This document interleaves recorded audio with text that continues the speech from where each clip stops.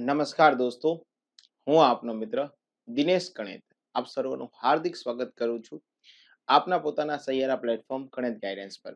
દોસ્તો, આજે એક એવી બાબતની વાત કરવી છે જે સિનિયર સબ એડિટર અથવા તો માહિતી મદદનીશની જગ્યાઓ ગૌણ સેવા પસંદગી મંડળ દ્વારા જે છે બહાર પાડવામાં આવેલી છે. અગાઉ દોસ્તો એક વિડીયો મેં સ્પેશિયલી તમારા માટે આ ભરતીને અનુરૂપ કે જે એવા ઉમેદવાર છે કે જેમણે માસ કોમ્યુનિકેશન કર્યું છે, જર્નલિઝમ કર્યું છે, એમના માટે થઈ અને પરીક્ષામાં જે છે જ્યારે જાહેરાત થઈ ત્યારે જે છે ફોર્મ કેવી રીતે ભરવા એની વાત કરેલી હતી. આ વિડીયો ઘણા બધા ઉમેદવારોએ જોયો હતો દોસ્તો. ત્યારબાદ દોસ્તો એક મેં તમને સ્પેશિયલી પોડકાસ્ટ આપ્યું હતું જે વ્યક્તિ અત્યારે માહિતી ખાતામાં જ આ જ પદ પર જે છે એ ફરજ પર છે એવા અરુણા ડાવરા સર સાથે મેં વાત કરાવી હતી. એનો વિડીયો પણ પોડકાસ્ટનો આપણે જોયો હતો દોસ્તો. સ્પેશિયલી આપણે આ તૈયારીને અનુરૂપ તૈયારી કેમ કરવી જોઈએ, એની પરીક્ષા પદ્ધતિ જે છે આપણી પ્રિલિમ્સ અને મુખ્ય પરીક્ષાના સંદર્ભમાં પ્રિલિમ્સમાં જર્નલિઝમમાં કયા ટોપિક લેવા જોઈએ, તેની સાથે સાથે અન્ય જે જીએસના પોર્શન છે, સાયન્સ એન્ડ ટેક છે, સ્પેશિયલી આપણે ત્યાં બિઝનેસ જે છે એની વાત કરી છે, અહીંયા એથિક્સની વાત કરી છે, પબેડ યાની કે પબ્લિક એડમિનિસ્ટ્રેશનની વાત કરી છે, એને કેવી રીતે ધ્યાનમાં લેવા જોઈએ. આમ તો ઘણા બધા વિડીયોઝ બન્યા છે, પણ આપ સર્વ જે પત્રકાર મિત્રો છે અથવા તો અત્યારે ક્યાંક ને ક્યાંક જોબ કરો છો કોઈને કોઈ મીડિયા હાઉસમાં, એમની એવી એક પ્રકારની વિનંતી હતી કે સર ઘણા બધા વિડીયોઝ મળે છે પણ તમારામાં કંઈક કોન્ટેન્ટ હોય છે એટલે ખાસ કરીને તમારો આગ્રહ રાખીએ છીએ. કારણ કે વધારે વ્યૂની જે છે એ લાલચામાં ને લાલચામાં માત્ર અંડરલાઈન કરતું જવું એનો તો કોઈ મતલબ છે નહીં. ઠીક છે, તો ફરી એક વખત આપ સર્વનું હાર્દિક સ્વાગત છે. આજના લેક્ચરમાં સ્પેશિયલી પરીક્ષા પદ્ધતિને અનુરૂપ કેવી રીતે પ્રિપેરેશન કરવી, તેની જોડે જોડે આ પદ્ધતિમાં જે છે એ પરીક્ષાઓ ક્યાં સુધીમાં આયોજિત થશે, આનું ઓફિશિયલ કોન્ટેન્ટ શું હોઈ શકે, તેની ચર્ચાઓ આજે મારે તમારે કરવાની થાય છે. ઠીક છે, આપ પહેલી જ વખત લેક્ચરમાં આવ્યા હોય અને લેક્ચર બાદ આપને જે છે યોગ્ય જણાય તો આપ લાઈક શેર સબસ્ક્રાઇબ કરી શકો, પણ લેક્ચર જોઈ લેવો ત્યારબાદ પ્રયત્ન કરવા. શરૂઆતમાં લાઈક શેર સબસ્ક્રાઇબ કરી ન દેવું, હે ને, આપણે ખબર નથી કે સામેવાળો વ્યક્તિ કેવું કોન્ટેન્ટ પીરસ છે. તો વાત કરીએ છીએ દોસ્તો પરીક્ષા પદ્ધતિની. તો આ જે પરીક્ષા છે દોસ્તો એમાં જે આપણી પ્રિલિમિનરી ટેસ્ટ છે, આ પ્રાથમિક પરીક્ષામાં પાર્ટ એ, ધેન બી, ધેન સી, ડી અને ઈ, આવા અલગ અલગ પ્રકારના 5 આપણને પાર્ટ આપી દીધેલા છે જે તમારી જોડે છે. પાર્ટ એ છે દોસ્તો 30 માર્ક છે, જનરલ સ્ટડીઝ, ઇતિહાસ, બંધારણ, કરંટ અફેર્સ અને તેની સાથે સાથે ગુજરાતની ભૂગોળ અને ગુજરાતનો જ વારસો છે.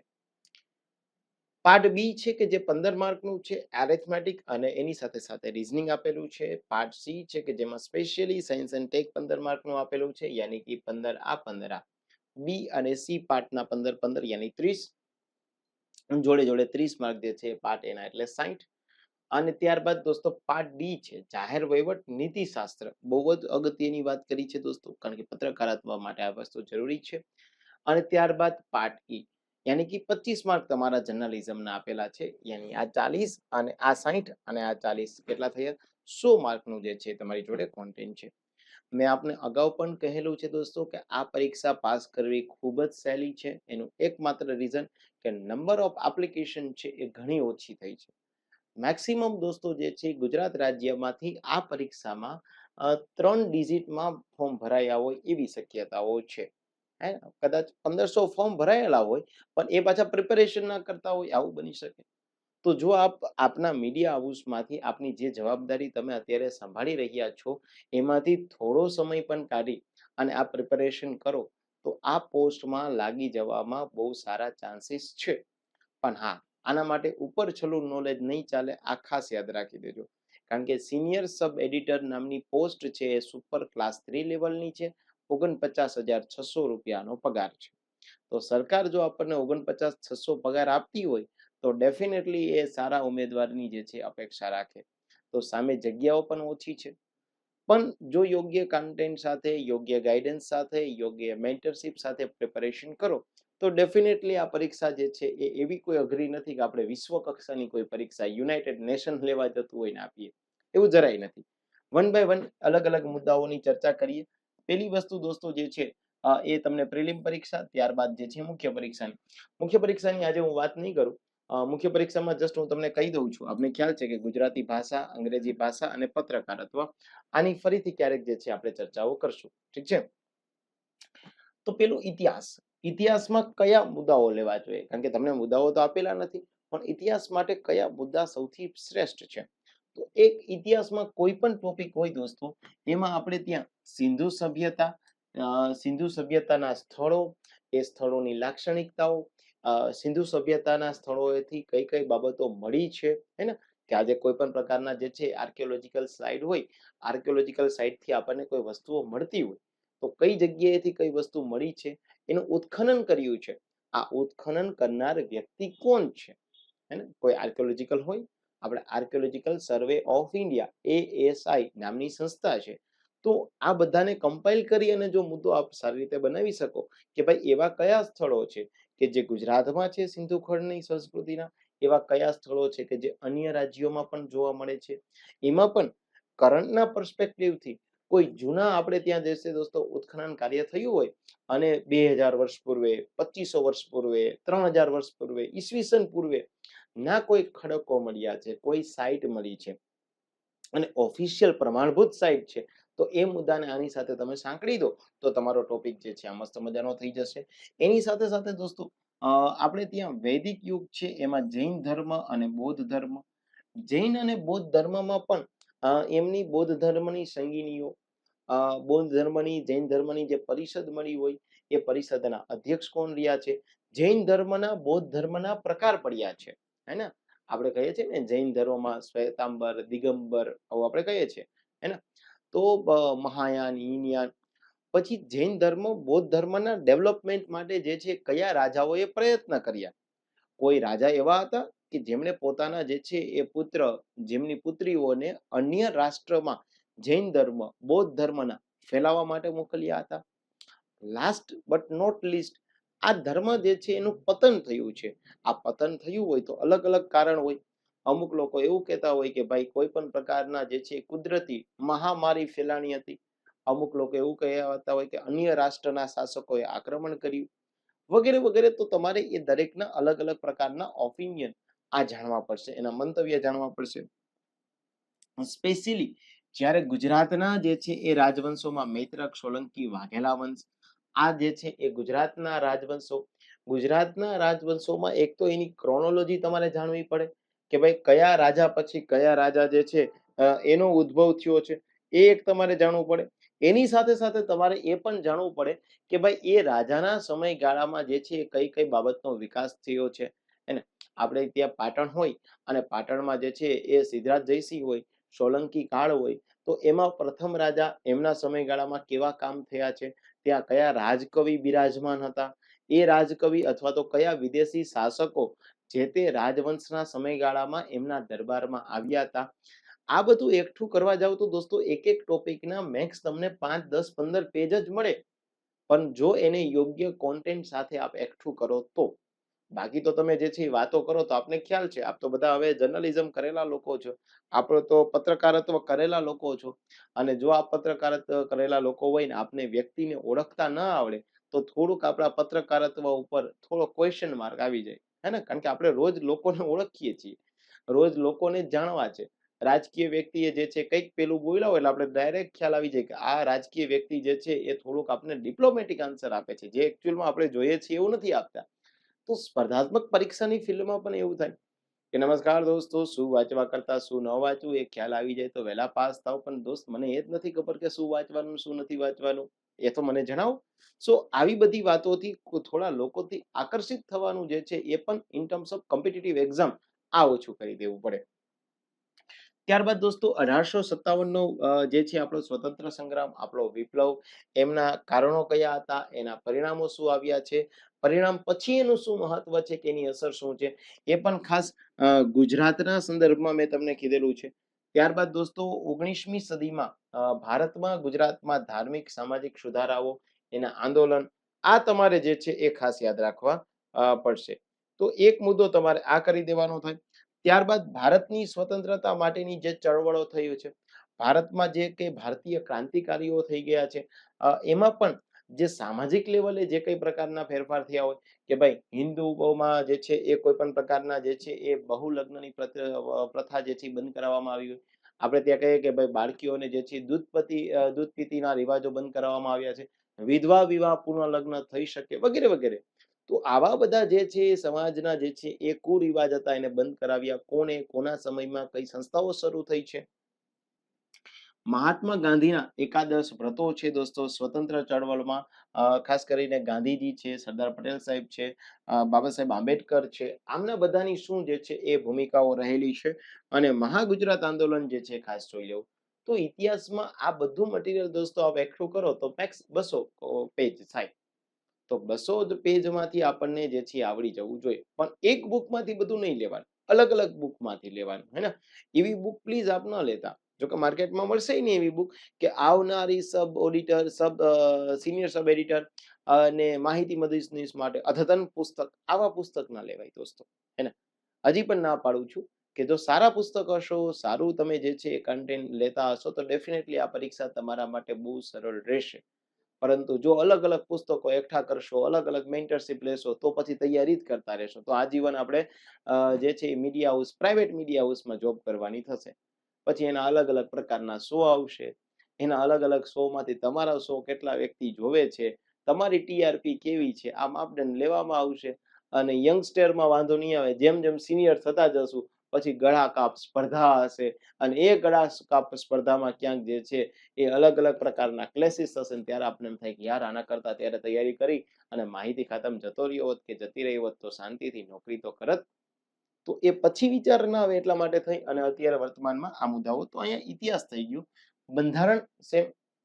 બંધારણમાં દોસ્તો તમારે એક તો બંધારણનો ઉદ્ભવ અને વિકાસ, ત્યારબાદ એક આપણા ફંડામેન્ટલ રાઈટ જોવા પડશે. ફંડામેન્ટલ રાઈટ પછી બંધારણીય સુધારાઓ જોવા પડશે. સંઘ અને રાજ્યના કાર્યો, મતલબ કે દોસ્તો જે છે એ આપણે ત્યાં સંસદ છે, આપણે ત્યાં રાષ્ટ્રપતિ છે, ઉપરાષ્ટ્રપતિ છે, પીએમ છે, વિધાન મંડળ, એમાં વિધાનસભા, વિધાન પરિષદ આવશે, રાજ્યપાલ શ્રી છે, સીએમ છે. બંધારણના 3 સ્તંભ છે એ ક્યારેક ને ક્યારેક તમે તમારા જર્નલિઝમ દરમિયાન ભણ્યા હશો. પરંતુ હું તમને એવું કહું કે ભારત દેશમાં ધારાકીય, કારોબારી અને ન્યાયતંત્ર આ બંધારણના 3 સ્તંભ છે. મીડિયાને પણ ચોથો સ્તંભ કહીએ પણ બંધારણ દ્રષ્ટિકોણથી 3 સ્તંભ છે. ધારાકીય, કારોબારી અને ન્યાયતંત્ર. ધારાકીય એટલે શું? તો કે જે કાયદો બનાવે. કારોબારી એટલે શું? કાયદાનો અમલ કરાવે. ન્યાયતંત્ર એટલે શું? બંધારણના રખેવાળ કહેવાય.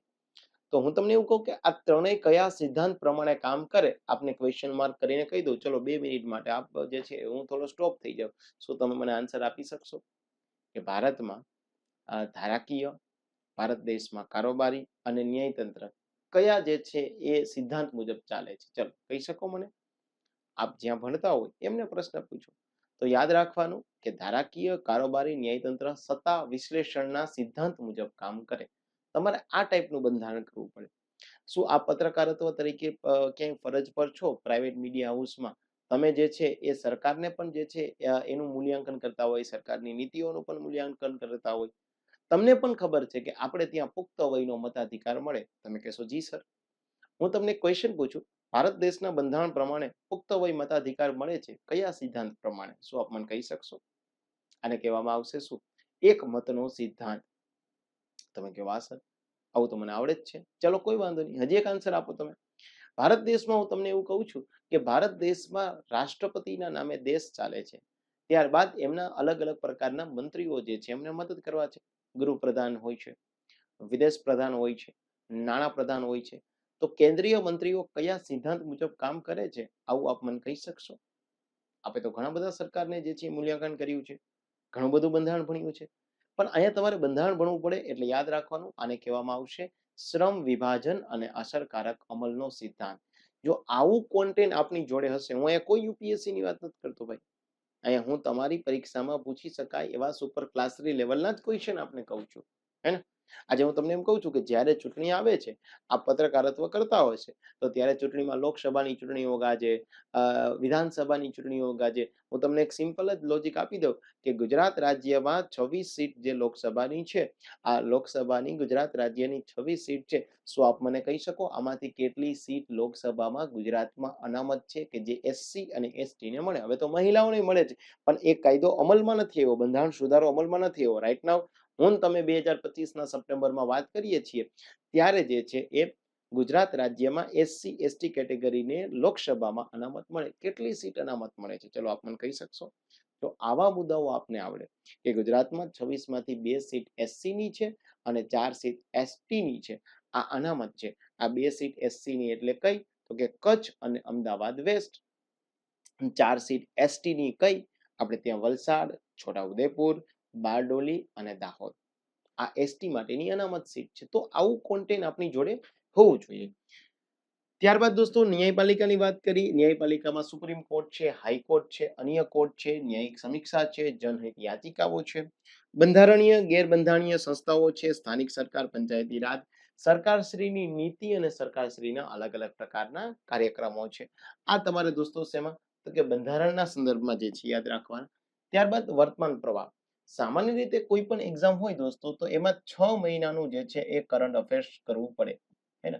આપની એક્ઝામ હું એવું ટેન્ટેટિવ માની શકું કે દોસ્તો 3 કે 4 મહિનામાં તમારી એક્ઝામ પ્રિલિમિનરી ટેસ્ટ કન્ડક્ટ થઈ જશે. ઓકે, તો આ પરીક્ષા કન્ડક્ટ થાય તો એના માટે તમારે યાદ રાખવાનું પડે. એક તો તમારે નેશનલ ન્યૂઝ યાદ રાખવા પડે. મોદીજી જે છે એ જે રાજ્યમાં પ્રવાસ કરતા હોય, અથવા તો બની શકે કે સંસદમાં નવા નવા બિલ આવ્યા હોય, એ બિલની જોગવાઈ શું છે, એ તમારે જે છે એ માઇક્રો લેવલે પ્લાનિંગ કરવું પડે. મોદીજી કોઈ ઇન્ટરનેશનલ સમિટમાં ગયા હોય તો એ સમિટ પણ તમારે યાદ રાખવી પડે. સમિટનું મહત્વ શું છે, ભારત દેશનું એમાં યોગદાન શું છે. સરકારશ્રીમાં કોઈ મિલિટરી એક્સરસાઇઝ થતી હોય તો મિલિટરી એક્સરસાઇઝમાં કયા દેશ સાથે કઈ મિલિટરી એક્સરસાઇઝ થાય છે એ તમારે યાદ રાખવી પડે. અલગ અલગ પ્રકારના રિપોર્ટ આવતા હોય, અલગ અલગ પ્રકારના ઇન્ડેક્સિસ આવતા હોય તો એ અલગ અલગ ઇન્ડેક્સિસ કે રિપોર્ટ યાદ રાખવા પડે. તમારે કરંટ અફેર્સના સંદર્ભમાં હમણાં જ કોઈ પણ વ્યક્તિની અપોઇન્ટમેન્ટ થઈ હોય, સરકારના ઉચ્ચ પદ પર, તો અપોઇન્ટમેન્ટ યાદ રાખવી પડે. રિસેન્ટલી કોઈ અવોર્ડ મળ્યા હોય તો એ અવોર્ડ જે છે એ સાહિત્ય જગતના અવોર્ડ હોય, ફિલ્મ જગતના અવોર્ડ હોય તો એ અવોર્ડમાં બેસ્ટ એક્ટર કોણ છે, બેસ્ટ એક્ટ્રેસ કોણ છે, ઇવન સાહિત્યમાં દોસ્તો જે છે યુવા સાહિત્યકાર કોણ છે, લાઈફ ટાઈમ અચીવમેન્ટ કોને આપવામાં આવ્યો છે, એ મુદ્દાઓ જે છે ખાસ યાદ રાખવાના થાય છે. ઇવન કોઈ વસ્તુ એવી છે કે જ્યાં ફર્સ્ટ ટાઈમ જાહેર કરવામાં આવ્યું છે તો ગુજરાતના સંદર્ભમાં કરંટ અફેર્સ પણ તમારે યાદ રાખવું પડે. ફોર એન એક્ઝામ્પલ તરીકે હું તમને એવું કહી શકું કે ગુજરાતમાં સેમી કન્ડક્ટ પોલિસી.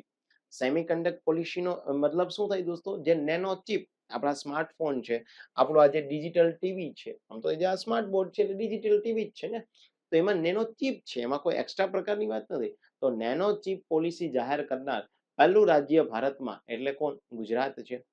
આપ ગમે ત્યારે દોસ્તો જે છે એ તમારા મીડિયા હાઉસમાં તમે સાંભળતા હશો, જોતા હશો કે ભાઈ સુજલામ સુફલામ મિશન, આવું તમે નામ સાંભળ્યું હશે. તમે નામ સાંભળ્યું છે કે અટલ ભૂજલ યોજના. ક્યાંક ભ્રષ્ટાચાર થયો હોય તો તમે મીડિયાના માધ્યમથી એને ઉજાગર કર્યો હોય, લોકો સુધી પહોંચાડ્યો હોય, અથવા યોગ્ય જે છે એ સત્તાધિકારો પાસે એની રજૂઆત કરી હોય, જેથી કરીને પ્રજાહિતમાં સરકારશ્રી જે યોજના બનાવે છે એને લાગુ કરી શકાય. પણ શું આપને ખબર છે ગુજરાત રાજ્ય ભારતનું પહેલું રાજ્ય છે કે જેને વોટર ઓડિટ કર્યું? WATER. પેલું વોટર એટલે મતદાનની વાત નથી કરતો, વોટર ઓડિટ કરવા વાળું પહેલું રાજ્ય જે છે એ ગુજરાત છે. તો આવા કરંટ અફેર્સના સંદર્ભમાં તમારે ક્વેશ્ચન જે છે એ યાદ રાખવા પડશે. તો એક કરંટ અફેર્સ તમારે આ યાદ રાખવું પડશે. એમાં પણ નીતિ આયોગ સાથે સંકળાયેલું કોઈ કરંટ અફેર્સ છે તો એને યાદ રાખવું પડે કે જેવી રીતે દેશમાં નીતિ આયોગ છે એવી રીતે ગુજરાત રાજ્યમાં GRIT ગ્રીટ નામની સંસ્થાની સ્થાપના કરી. નીતિ આયોગના અધ્યક્ષ PM છે, GRIT ના અધ્યક્ષ જે છે CM છે. તો આ મુદ્દાને તમારે સારી રીતે જે છે ટ્રેકલ કરવો પડે. ત્યારબાદ દોસ્તો તમારે ભૂગોળ અને વારસો. વારસામાં દોસ્તો ખાસ કરીને મેળાઓ લઈ લેવા પડે. વારસામાં તમારે જે છે એ સરકારશ્રીના ઉત્સવો, આપણે ગાંધીનગરમાં તમે નામ સાંભળ્યું છે વસંતોત્સવ, આવું સાંભળ્યું છે. મેળાઓમાં પણ તમને તરણેતરનો મેળો યાદ રહે, મહત્વનું નથી. તરણેતરનો મેળો કઈ તિથિ આયોજિત થાય એ યાદ રાખવું પડશે તમારે. તો મેળાઓ છે, ઉત્સવો છે, ખાસ કરીને ભવાઈ, હે ને, ભવાઈ કલા તમારે યાદ રાખવી પડે, સ્થાપત્ય કલાનો વારસો, શિલ્પ કલાનો વારસો અને ભૂગોળમાં પણ સૌથી વધારે અગત્યનું દોસ્તો 2 છે. એક ભૌતિક ભૂગોળ છે અને એક સામાન્ય અને એક આની સાથે સાથે આર્થિક ભૂગોળ છે. જો આ 3 મુદ્દા તમારા ક્લિયર થઈ ગયા તો તમારા ભૂગોળમાં અને એની જોડે જોડે ભૂગોળમાં થોડું મહત્વનું છે કે ભૂગોળમાં જિલ્લાઓ અને જિલ્લાઓ સાથે થયેલી માહિતી. એક તમે આ મુદ્દો જોઈ લો તો કોઈ ચિંતાનો વિષય રહેશે નહીં. હું તમને એના સ્ત્રોત કહીશ, હે ને, કયા સ્ત્રોત લેવા એ જણાવીશ. ત્યારબાદ સાયન્સ એન્ડ ટેક છે દોસ્તો, તો એમાં ડીઆરડીઓ છે, ડિફેન્સ છે, સ્પેસ સાયન્સ છે, એમાં ઈસરો છે, એક એનર્જી છે. આવા મુદ્દાઓ તમારે જે છે એ લેવાના થાય છે. આ પણ કરંટ અફેર્સના સંદર્ભમાં ખાસ કરીને લેવાના થાય છે. નવી કોઈ મિસાઇલ જે છે આપણે ટેસ્ટ કર્યો છે, એ મિસાઇલની લાક્ષણિકતાઓ શું છે, કયા દેશ સાથે કરાર કર્યો ત્યારબાદ એ મિસાઇલ લીધી છે, એ તમને યાદ રહેવું જોઈએ.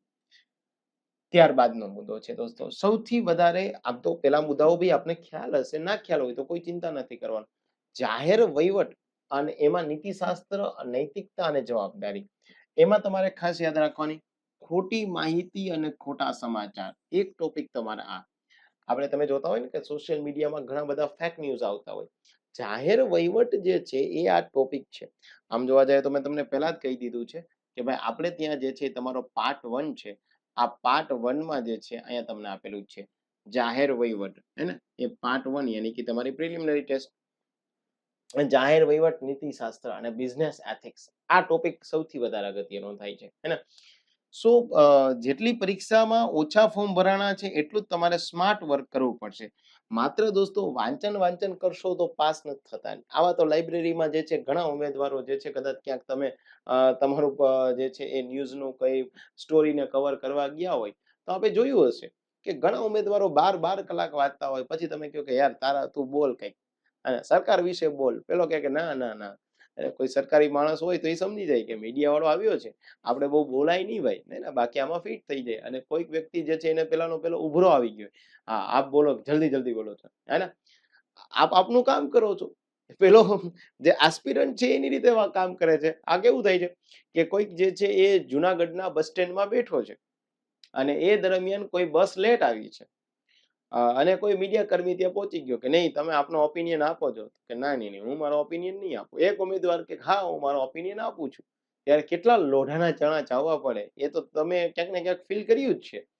તો કહેવાનો તાત્પર્ય છે દોસ્તો, એક ખોટી માહિતી કે જે પ્રેસની સ્વતંત્રતા છે. આપણે ત્યાં તમને અહીંયા મુદ્દો શું આવી જાય કે ભારત દેશમાં પ્રેસની સ્વતંત્રતાના પિતા કોણ કહેવાય. ચલો તમે તો ઘણું બધું ભણ્યા છો, તો અહીંયા તમને ખબર પડવી જોઈએ કે પ્રેસની સ્વતંત્રતાના પિતા લોર્ડ મેટકાફ કહેવાય. હવે આ મુદ્દો આપ નથી જાણતા, યાની પરીક્ષામાં માર્ક નહીં આવે. આ સિમ્પલ લોજિક છે. તો સોશિયલ મીડિયા પર ખોટી માહિતીઓ આવતી હોય, ફેક ન્યૂઝ આવતા હોય, આના સામે વલણના તપાસ કરવી, એની પહેલ શું છે, મીડિયાની સાક્ષરતાના મુખ્ય બચાવ શું છે, આ મુદ્દો તમારે જાણવો પડે. ત્યારબાદ દોસ્તો એક તમારી જવાબદારી અને પારદર્શિતા છે, હે ને, તમારી રિસ્પોન્સિબિલિટી છે. આજે દોસ્તો જે છે એ કોઈ પણ પ્રકારનો પત્રકારત્વ સાથે સંકળાયેલો વ્યક્તિ એ નીડર હોવો જોઈએ. એ સાચી માહિતી સાચા વ્યક્તિ સુધી સાચા સ્થળે અને સાચા સમયે પહોંચાડવો જોઈએ. એવું ન થવું જોઈએ કે કોઈ પણ માહિતી જે છે કોઈ અકસ્માત થઈ ગયો અને અકસ્માતના 2 દિવસ પછી આપે એને જે છે ઉજાગર કરી, પણ તો એનો મતલબ નહીં રહે. હા કોઈ ઇન્વેસ્ટિગેશનનો પાર્ટ છે તો ઓકે છે. અન્યથા તમારે જે છે બ્રેકિંગ ન્યૂઝ એને જ કહેવાય છે ને, જે ઇન્સ્ટન્ટ તમે આપી દો, લોકો સુધી પહોંચાડો. પણ આ માહિતી આપવામાં પણ તમારે એ જાણવું પડશે કે ભાઈ તે પત્રકારત્વની પદ્ધતિઓ શું છે, એનું ભંડોળ શું છે, એમાં કોઈ પણ ભૂલ રહેલી છે, કોઈ ક્ષતિ રહેલી છે તો એને તમારે તરત જ ઇન્સ્ટન્ટ જ જે છે સુધારી લેવું પડે. અન્યથા તો એવું થાય કે ભાઈ આપણે પત્રકારત્વમાં કોઈ જે છે મીડિયા રૂમમાં બેઠો છે, સામે કેમેરો છે અને સામેના કેમેરાની બાજુમાં કંઈક જે છે એ પેલું જે છે એ મશીન છે, એમાં આપણે જોઈ જોઈને બોલીએ છીએ. આ બોલો એનો વાંધો નથી ભાઈ, સારી રીતે બોલી શકાય, કારણ કે દરેક વ્યક્તિને દરેક ન્યૂઝ ખબર નથી હોવાની, દરેક જે છે ઘટના ખબર નથી હોવાની. પણ આના માટે તમારે તમારી નૈતિકતા, પારદર્શિતા, આમાં જે છે લેવલમાં સ્તરમાં ઘટાડો ન હોવો જોઈએ. જો આ ઘટાડો આવી જાય તો પછી તમને જે જાહેર વહીવટના ક્વેશ્ચનનો ટોપિક આપ્યો છે એનો કોઈ મતલબ રહેશે ના રહે. તો એક તમારે આ બાબતને યાદ રાખવું પડશે. એક તમારે દોસ્તો ખાસ યાદ રાખવું પડે કે કોઈ પણ પ્રકાર જે છે એના નુકસાનને ઘટાડવું. પત્રકારો પાસે કરુણા સાથે વર્તવાની, ગોપનીયતાનો આદર રાખવાની. આજે દોસ્તો કોઈ મહિલા સાથે કોઈ દુષ્કર્મ થયું હોય તો એક પત્રકારત્વની પણ ફરજ બને છે કે આ મહિલા જે છે એમનું પોતાનું પર્સનલ નામ આઈડેન્ટિફાઈ ના થાય. ફોર એન એક્ઝામ્પલ તરીકે આપ જુઓ કે ભાઈ નિર્ભયા નામની જે છે એ કોઈ છોકરી સાથે દિલ્હીમાં 2012માં કોઈ ઘટના ઘટી છે, તો શું આ નિર્ભયા એમનું ઓરિજિનલ નામ છે? નહીં દોસ્ત, ભય વગરની એટલે નિર્ભયા, હે ને? આપણે ત્યાં જે છે અમદાવાદ છે, ગાંધીનગર છે, તો કોઈ ક્રાઇમ બન્યો હોય છે તો બટ ઓબ્વિયસ છે કે સરકાર સુધી પહોંચાડીએ છીએ. સરકારની કામગીરીને પણ આપણે મૂલ્યાંકન કરીએ, પણ સરકારની કામગીરીને મૂલ્યાંકન કરવા સમયે જો આપણે ત્યાં જે છે આ મહિલાને જે છે આઈડેન્ટિફાઈ થઈ જાય તો આ સમાજ છે, આ સમાજ એને ગલત રીતે લેશે કે તો મહિલાનો જ જે છે એ કોઈ પ્રકારનો દોષ હશે. આવું ન થાય એટલા માટે શું થાય કે એક જે છે એ પ્રાઇવસી, રાઇટ ટુ પ્રાઇવસી. તો અહીંયા સીધો જ તમને ક્વેશ્ચન શું પૂછી લેશે એક્ઝામના ફોર્મમાં કે ભારત દેશમાં રાઇટ ટુ પ્રાઇવસી, આ જે છે રાઇટ ટુ પ્રાઇવસી માટે કયો કેસ થયેલો છે? તો પુટ્ટાસ્વામી કેસ થયેલો છે 2017માં. આ ક્વેશ્ચન 2025ની પીએસઆઈ ની પ્રિલિમ્સ પરીક્ષામાં પૂછાયેલો. લ્યો, તો આવા ક્વેશ્ચન જે છે એ આપને આવડવા જોઈએ. ત્યારબાદ દોસ્તો કાર્યક્રમોને ટાળવાની જવાબદારી જ્યારે સંવેદનશીલ વ્યક્તિઓ અથવા તો સંવેદનશીલ વિષયોને આવરી લેવામાં આવે. ઉદ્દેશ્ય અને પૂર્વગ્રહ. ધ્રુવીકરણમાં રાજકીય વાતાવરણમાં ઉદ્દેશ્ય જાળવવું એ એક મહત્વપૂર્ણ પડકાર છે. વિદ્યાર્થીઓ વિવિધ પ્રકારના મીડિયા પૂર્વગ્રહ, ન્યાયી સચોટ રીતે રિપોર્ટિંગ કરવો તેનો અભ્યાસ કરે. તો આ બધા મુદ્દાઓ તમારા શેમાં આવે છે દોસ્તો? જાહેર વહીવટના સંદર્ભમાં જે છે એ આવતા હોય. એક આર્થિક દબાણ, ઘટાડા સાથેના પરંપરાગત જાહેરાત, આવક, સમાચાર સંસ્થાઓ, એનું સબસ્ક્રિપ્શન, ક્રાઉડ ફંડિંગ જે છે એ થતું હોય છે. તો આવા બધા વસ્તુઓ જે છે એ ટકી રાખવું પડે. એક આંતરરાષ્ટ્રીય અને અતિ સ્થાનિક પત્રકારત્વ, વૈશ્વિક મુદ્દાઓનો સમાવેશ થાય. રાજદ્વારી અને એના સંઘર્ષમાં મીડિયાની ભૂમિકાઓ શું છે? અત્યારે દોસ્તો આપ જોતા હશો કે ભાઈ આપણે ત્યાં જે છે એ રશિયા યુક્રેન વચ્ચે જે વોર ચાલી રહ્યો છે એમાં ઇન્ડિયા પોતાનું ભાગીદારી શું નિશ્ચિત કરે છે? ઇન્ડિયાએ જે છે પોતાની રીતે કઈ કઈ બાબતો આપી છે? તો એક આ મુદ્દાને જે છે ખાસ જાણવો જોઈએ. એક આજે આપણે ત્યાં દોસ્તો જે છે એ ટ્રેડ વોર ચાલે છે, તો ટ્રેડ વોરમાં જે છે એ મીડિયાની ભૂમિકા છે કે ભાઈ એ સરકારને સારી રીતે સપોર્ટ કરે, સરકારને નવા આયામ ફાઇન કરી આપે, હે ને? સરકારને જે છે કોઈ સરકાર ઇન્ડસ્ટ્રીયલાઇઝેશનના ડેવલપમેન્ટમાં જતી હોય તો એ મીડિયાનો રોલ થાય છે કે ભાઈ ઇન્ડસ્ટ્રીને ડેવલપ કરવામાં જે છે એ સારી રીતે જે છે કામ આપે. તો આ એક તમારું પ્રેક્ટિકલ થઈ ગયું. તમે જ્યારે પરીક્ષા આપવા જાવ ત્યારે શું થાય છે, આ દરેક વ્યક્તિ જે છે એ અત્યારે મીડિયા લાઈન સાથે સંકળાયેલા હશો, એમને ખબર હશે કે ભાઈ ગુજરાતમાં જે છે એ વાઇબ્રન્ટ સમિટ થાય. આ શું તમને ખબર નથી? તમે કહેશો જી સર થાય જ છે ને. સાહેબ તમે જે છે રિપોર્ટિંગ કરવા ગયા હશો, તમે કે જો સર છેલ્લા 3 વખતથી હું જાઉં છું દર 2 વર્ષે, વાહ દોસ્ત વાહ. પણ શું આપ મને કહી શકો કે વાઇબ્રન્ટ ગુજરાત ઇન્ડસ્ટ્રીયલ સમિટનું જે છે એ સંચાલન ગુજરાત સરકારની કઈ સંસ્થા દ્વારા થાય છે? શું આ તમે મને આન્સર આપી શકશો? ચલો, તો આન્સર થોડોક જે છે વિડીયોને વચમાં રોકી અને આન્સર આપો તમે. વાઇબ્રન્ટ ગુજરાતનું જે છે ઓફિશિયલ સંચાલન દોસ્તો જે છે એ ઇન્ડેક્સ બી નામની સંસ્થા દ્વારા થાય છે, ઇન્ડસ્ટ્રીયલ એક્સટેન્શન બ્યુરો. આ મુદ્દો તમને ખબર હોવી જોઈએ. વાઇબ્રન્ટ ગુજરાત દર 2 વર્ષે થાય ને એમઓયુ થાય એ કોઈ મુદ્દો જ નથી. એ તમને ખ્યાલ છે એ પ્રેક્ટિકલી ઓકે છે, પણ એને તમારે એક્ઝામના ફોર્મમાં કઈ રીતે ઢાળી દેવો એ અહીંથી તમને ખબર પડી જવી જોઈએ, હે ને? એક્ઝામમાં જ. અને અહીંયા શું પૂછી લે, વાઇબ્રન્ટ ગુજરાત ઇન્ડસ્ટ્રીયલ સમિટનું આયોજન કોના દ્વારા થાય? એમાં ઓપ્શન 1 આપેલો હોય ઉદ્યોગ વિભાગ દ્વારા. તમે સીધું ઉદ્યોગ વિભાગ લખો, -1.25 આપે છે માઇનસ, અને ઇન્ડેક્સ બી લખો તો 1 પ્લસ આપે છે. આટલો ફેર પડે છે. ત્યારબાદ દોસ્તો ઉદ્યોગ સાહસિક પત્રકારત્વ, વિશિષ્ટ પ્રકારના પ્રકાશનો છે, પોડકાસ્ટ શરૂ કર્યા છે, તેમના વ્યવસાયિક, તેના બ્રાન્ડ મેનેજમેન્ટ, એના પીઆર માટે સોશિયલ મીડિયાની જે વ્યૂહ રચના વગેરે વગેરે બાબતો પર ધ્યાન કેન્દ્રિત કરવાનું થાય છે.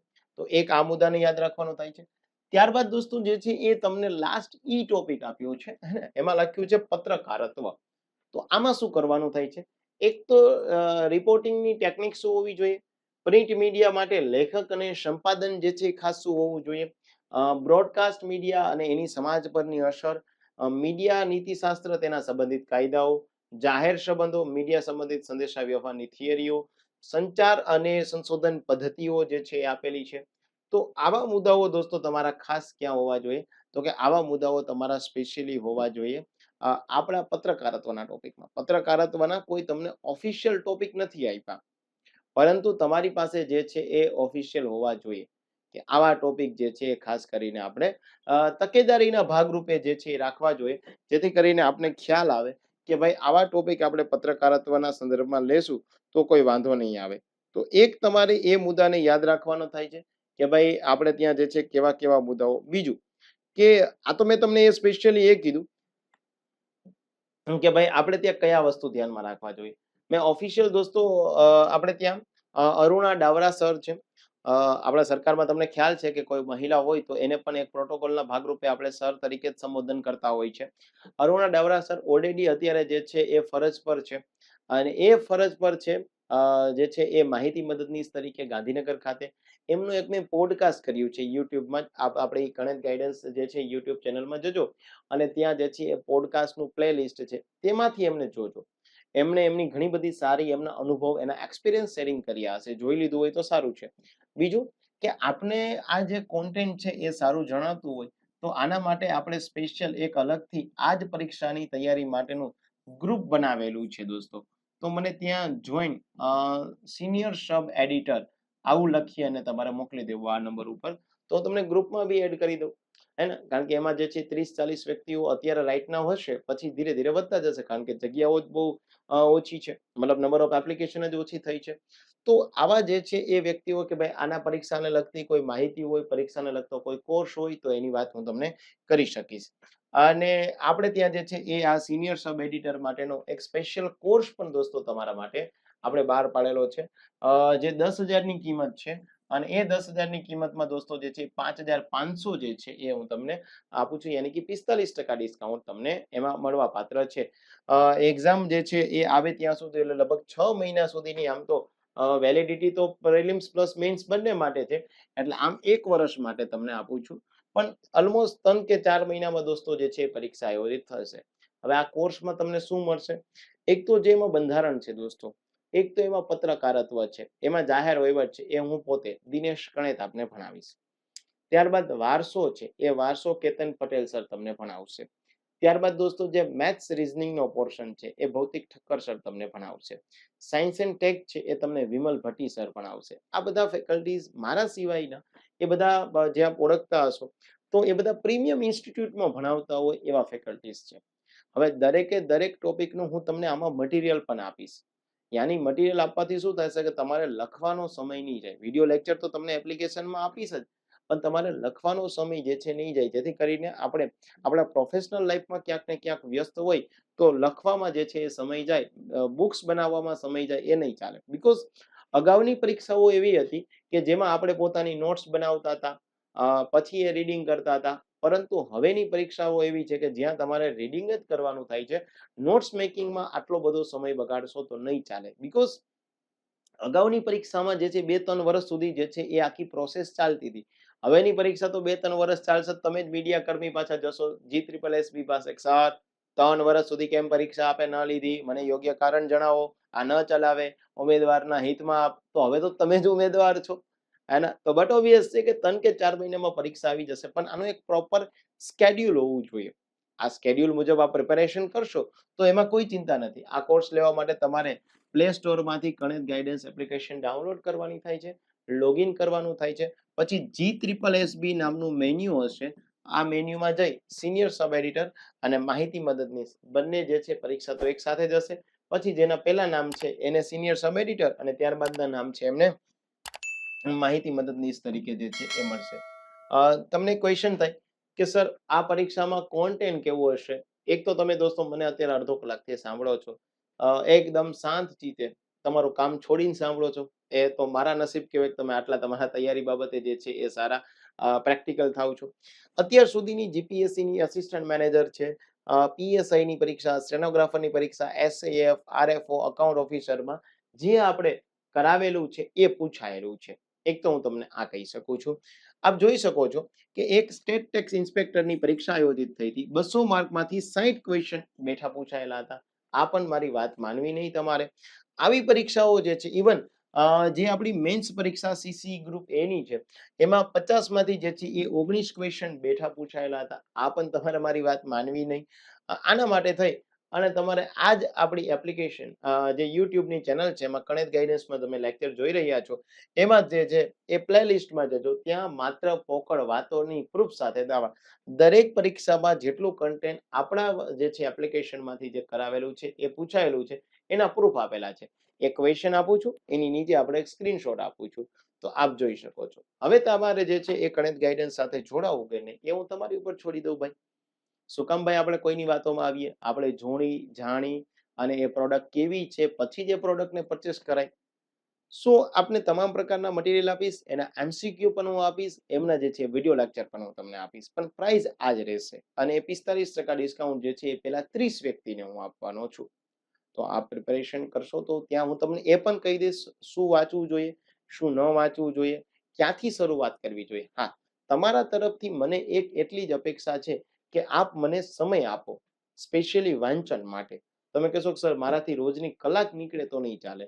રોજની એટલીસ્ટ તમારે મને 5-7 કલાક વાંચન માટે આપવી પડશે. જો આપ 5-7 કલાક વાંચન માટે આપતા હોય તો આ બધા જ જે છે હું તમને પુરાવા આપ્યા છે અને આપ ડેફિનેટલી પાસ થઈ શકો એમ છો. આમાં કોઈ અઘરી વસ્તુ નથી. ઠીક છે?